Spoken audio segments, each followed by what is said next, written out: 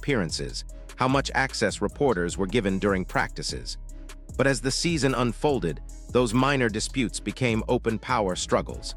Some veterans in the locker room began to feel like background characters in a story that revolved entirely around one person. Others grew frustrated that every question, every headline, every sponsorship came back to Caitlin Clark. And then the stories started leaking. Local reporters began hinting at a divide inside the locker room. Anonymous sources mentioned tension between White and Simon. Fever PR rushed to contain the rumors, but by then it was too late. The league office had noticed. Behind the scenes, Commissioner Kathy Engelbert and her team began making quiet moves.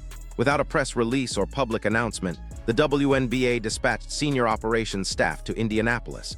Their job was simple on paper but monumental in impact, to assess what was described as a breakdown in organizational alignment. In plain language, the Fever had stopped functioning as a united franchise. There was no trust between ownership, coaching, or even the players. League insiders called it a soft audit. The officials wanted to review everything: player relations, team culture, internal communication, and media handling. Nothing was off the table. For most organizations, such an internal review would be a scandal. For the WNBA, it was unprecedented. Never before had the league intervened this directly in team affairs. It wasn't punishment, it was damage control. One executive summed it up perfectly in a single line.